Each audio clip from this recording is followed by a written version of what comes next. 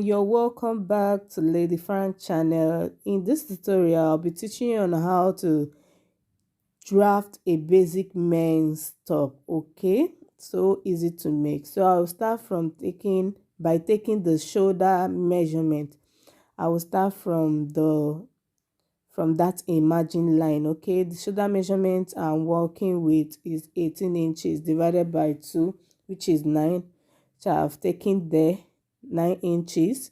So I came down 1.5 for the shoulder slant. Okay, the shoulder of men slants more than the female shoulder. All right, so the neckline, I will come in by 2.5 inches and downwards 3.5. So this is the basic neckline for adults. Okay, you can take the person's measurement, okay, and divide by 6 to get an accurate measurement. All right, okay, so I tried to get a straight line for me to get a very nice curve because I'm working with round neck. All right, eventually all men's clothes, senator clothes, are round neck. All right,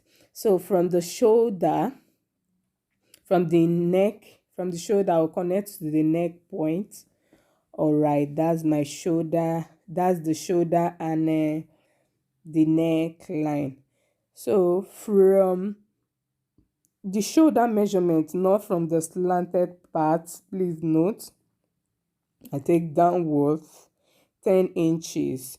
So this is the armhole line. All right, so for me to get a straight line to curve my armhole, I measure the 9 inches for the shoulder measurement.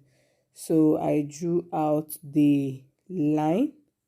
All right, so on this armhole point is where I will take the chest measurement. The chest measurement I'm working with is for 41. You divide 41 by 2, all right, or by 4, sorry.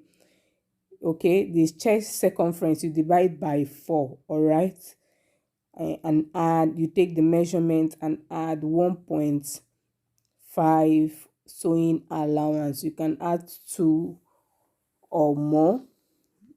All right, okay, so I'm dividing the armhole line into 2. So I'm trying to curve inwards. Okay, so here I'm trying why I curved inwards, so that the armhole, when you fix the sleeve, the armhole, towards the armhole, will not be folding inside. All right, so I curved it inwards, okay, for the armhole part to relax after fixing the sleeve. All right, so from here I'm taking the waist measurement. All right, waist measurement 16. Okay, although men don't have their waist is not curvy like the women's waist. All right, okay, the length 34.5.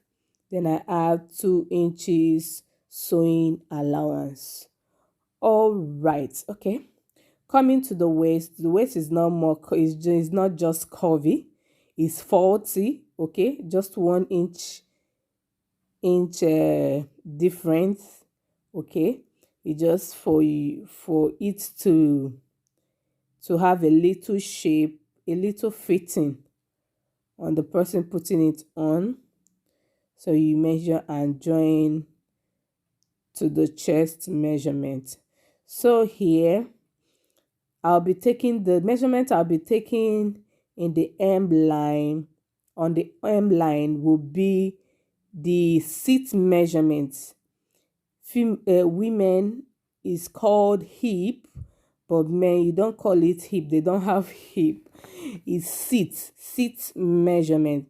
So the seat measurement you divide by 4, calculate it, and measure it out and add 1.5 sewing allowance. All right, so we now join the line. Okay, all right, so we join it to the sewing allowance. All right, so here now we will cut it out.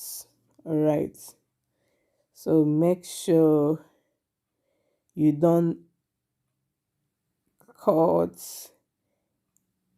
inwards, okay? Cut outside the line, not to shorten the measurement. All right, okay, so you cut carefully, trace it. All right, okay, coming to the hem line, cut carefully downwards. So this is the front pattern. I forgot to tell you, this cloth is folded. I folded it into two. Please remember, I folded it into two. So I'm going to measure where I'll be taking the slits, the side slits. All men's net, they have side slits. Okay, so from the shoulder point, you can measure it. So I normally take 14 or 13, all right, on the shoulder point. And again, from that slit, you can add extra allowance that will make you to fold it so that it will be bold. Okay, so I didn't add allowance, extra allowance. I will use the normal allowance to fold it out. All right, so here I folded the cloth into two. Okay, so I placed the front pattern on it. So now we are cutting the back pattern. So in the back pattern, the shoulder will slant in the front. It will just slant, come out in the front. If you look at this picture, you see the shoulder that slanted outward. All right, so the slant, that's why I'm raising the shoulder by 3 from the neckline, then from the armhole 2.5. okay, from the armhole 2.5, I will just join the line and so you just join the line at so.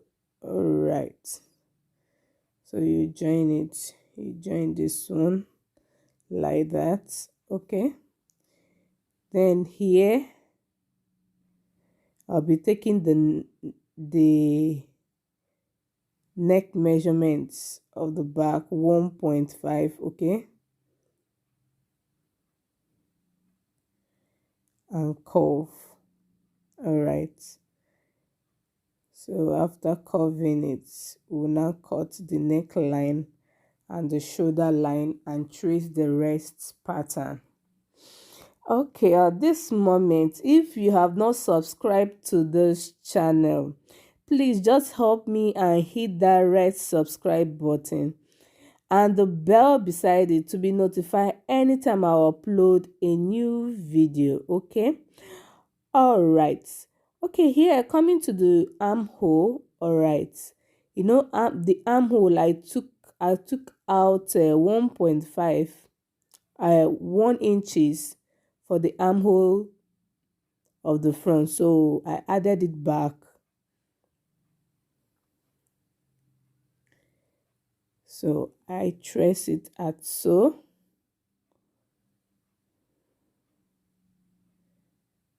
Okay, and trace the rest pattern. So easy to make.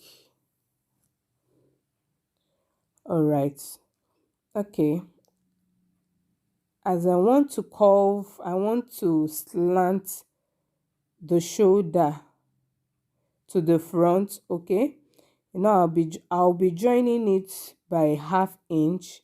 So I will just lap it. I will just lap the back half inch to the half inch of the front. Okay, I'm trying to make a round neck. If you see, if you look at this, it's not a round neck, so I'm going to trim it out, curve it a bit to give me a perfect round neck. Please note, it's only the back that I'm cutting out. I'm trimming out now. Okay, the back neck that I'm trimming out, so it will give me a perfect round neck. All right, so we have round neck. Okay, let me trim small the front. Okay, all right, so this is giving me perfect round neck. All right, okay, so coming to the armhole, I'll just trim it out, the excess there. So this is the round neck and everything, like I will trim that out. Okay, this is what we'll have. All right, this is the back and this is the front. So for the back, I'll be cutting out the back yoke. Some people call it back yoke, some call it a baquet. Anyone. Okay, I prefer calling it back yoke. All right, so I'll be cutting the back yoke. I folded my fabric into two. I now place the back pattern on it. Okay, from the neckline, the back yoke length, I normally work with either 13 or 14. Okay, anyone, either 13 or 14. All right, so either 13 or 14. So some of the back yoke can decide to make it straight, some you can decide to make it slanting, but I like slanting the back yoke normally when I'm working. Anyway, it depends on customer demands, what the customer wants. Okay, I measured 13 before I added 1 inch. Okay, because you're going to fold the back yoke, you're going to fold it inwards. All right, okay, you now trace the neckline, the shoulder, the armhole. You just trace it out exactly. All right, and the armhole, you trace it out exactly. All right, you traced it out exactly. Okay, then from there you just cut it straight.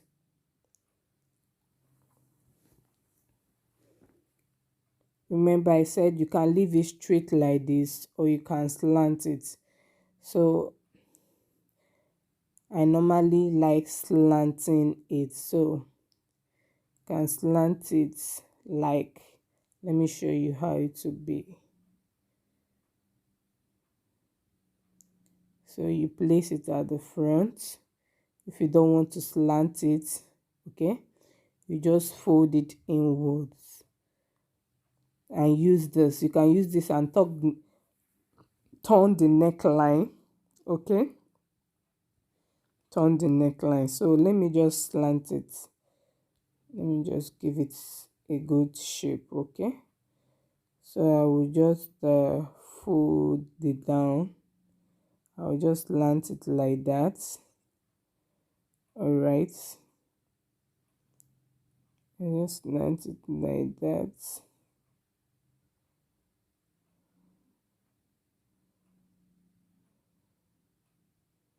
Okay, I just slant it like that and cut it out. Please don't forget to hit the red subscribe button and subscribe to this channel. All right, so we have the back yoke, or the baquet, the back yoke. All right, okay, see how it will be. You can use it and turn the neckline depending on how you want to do it. Then we'll just fold it inside. But first of all, you can use iron to fold it so that you will not find it difficult in sewing. So here comes the end of our tutorial today. Don't forget to like and subscribe. Thank you. Bye.